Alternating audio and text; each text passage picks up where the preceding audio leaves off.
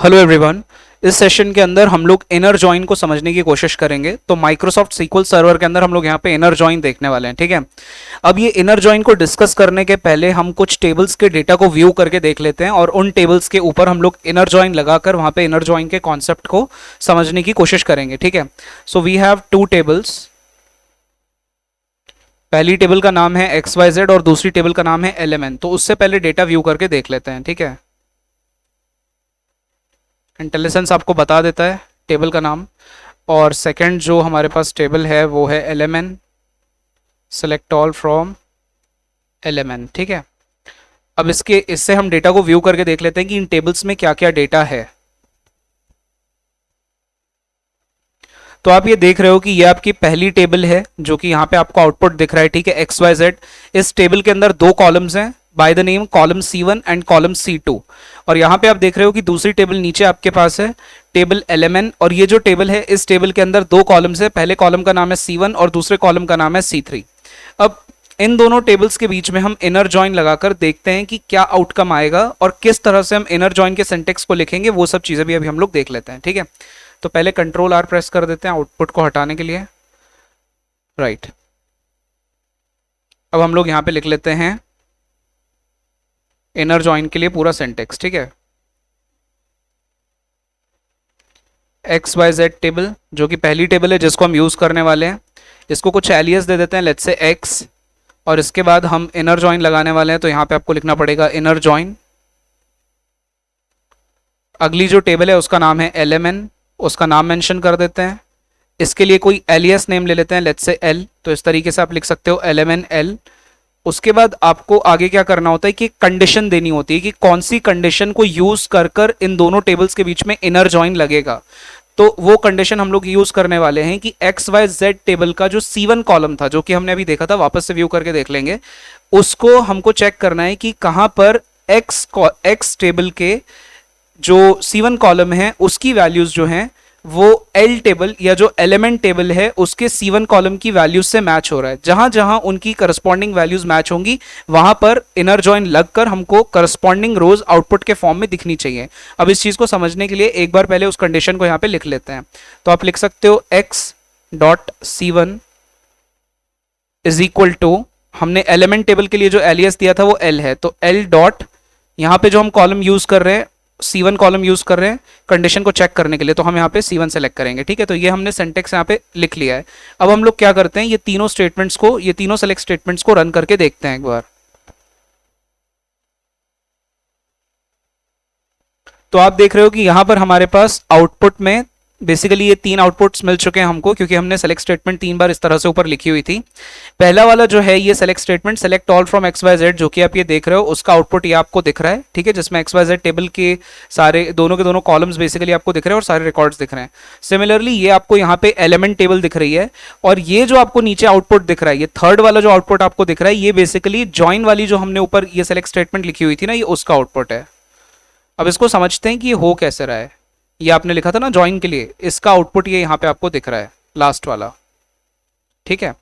अब हमने क्या किया था कि ये जो ऑन की कंडीशन थी, ये ऑन के बाद जो हमने कंडीशन लिखी हुई थी, वो कंडीशन में हमने ये मेंशन किया था कि XYZ टेबल जिसका एलियस नेम X है और एलिमेंट टेबल जिसका एलियस नेम L है, इन दोनों में से C1 कॉलम की वैल्यूज जहां जहां पर मैच होंगी वहां पे जो करस्पॉन्डिंग मैचिंग रिकॉर्ड्स होंगे वो दोनों टेबल से निकल के आ जाएंगे, ठीक है। तो सबसे पहले हम ये देखते हैं कि XYZ टेबल के C1 कॉलम में 1 है, लेकिन एलिमेंट टेबल के C1 कॉलम में 1 नहीं है। तो ये वाला जो 1 है ये किसी से भी मैच यहाँ पे एलिमेंट टेबल की किसी भी वैल्यू से मैच नहीं हो रहा है। उसके बाद हम देखते हैं कि XYZ टेबल में यहाँ पे C1 कॉलम के अंदर एक वैल्यू है 2, यहाँ पे भी 2 है, ठीक है। तो ये वाला जो 2 है ये इस वाले 2 से मैच हो जाएगा। XYZ टेबल के कॉलम 1 का जो 2 है वो एलिमेंट टेबल के कॉलम 1 के 2 से मैच हो जाएगा, और जब यहाँ पे मैच हो जाएगा ये दोनों, तो करस्पॉन्डिंग जो रिकॉर्ड है दोनों टेबल से वो आउटपुट के फॉर्म में आपको दिखेगी। तो यहाँ पे 2B और 2P आपको आउटपुट में दिखना चाहिए, तो ये आउटपुट में यहाँ पे आपको दिख रहा है सबसे पहला वाला रिकॉर्ड 2B 2P, ठीक है, 2B एंड देन 2P, ये आपको दिख रहा है यहाँ पे।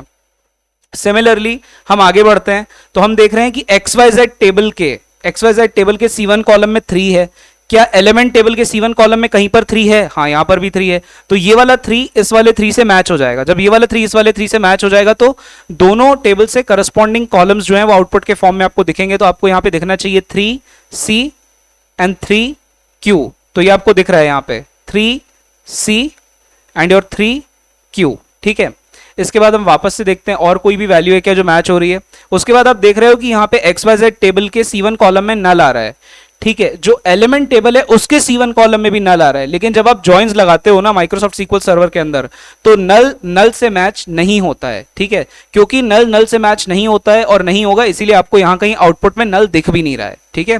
ये C1 कॉलम की मैं बात कर रहा हूं, ठीक है। जो हमने ऑन में जो कंडीशन लिखी हुई थी, उस ऑन के आगे जो कंडीशन लिखी हुई थी उस कंडीशन के लिए मैं रिस्पेक्टिवली बात कर रहा हूं, स्पेसिफिकली बात कर रहा हूं कि उस पर्टिकुलर कंडीशन वाले कॉलम्स के अंदर अगर कहीं पे नल वैल्यू आएगी तो वो नल वैल्यू को सीक्वल सर्वर कंसिडर नहीं करता है, क्योंकि वो मैच नहीं होगी। ये वाली नल वैल्यू इस वाली नल वैल्यू से मैच नहीं होगी, ऑल्दो दोनों टेबल के C1 कॉलम में नल है, बट वो मैच नहीं होता यहाँ पे, ठीक है। इसके बाद आप देख रहे हो कि जब आप नीचे यहाँ पे आओगे तो यहाँ पे आपके पास क्या आ जाएगा, 7 आ जाएगा, ठीक है। अब आप यहाँ पे देख रहे हो कि XYZ टेबल के C1 कॉलम में 7 है, लेकिन एलिमेंट टेबल के C1 कॉलम में कहीं भी 7 नहीं है, तो ये 7 भी मैच नहीं होगा। लेकिन आप जब यहां पे नीचे आउटपुट देखोगे तो आपको एक और रिकॉर्ड दिख रहा होगा, सेकंड रिकॉर्ड भी दिख रहा होगा 2B2T, ये वाला रिकॉर्ड दिख रहा होगा। तो ये रिकॉर्ड कैसे आया? तो ये रिकॉर्ड इसीलिए आया है क्योंकि आप जब देखोगे XYZ टेबल को तो XYZ टेबल में तो 2 एक ही बार आ रहा है, लेकिन जो एलिमेंट टेबल है, एलिमेंट टेबल के C1 कॉलम में 2 2 बार आ रहा है, एक बार यहां पे भी आ रहा है, एक बार यहां पे भी आ रहा है। तो हमने ये वाले 2 को इस वाले 2 के बराबर तो कंसिडर किया था, लेकिन हमने जब पहले बात की थी तो ये वाले 2 को हमने ये वाले 2 से मैच नहीं किया था, जबकि वो भी मैच होगा, ठीक है। तो जब ये वाला 2 इस वाले 2 से मैच होगा तो आपको आउटकम मिल जाएगा 2B एंड 2T। तो आपको ये वाला यहां पे रिकॉर्ड दिख रहा है 2B एंड 2T।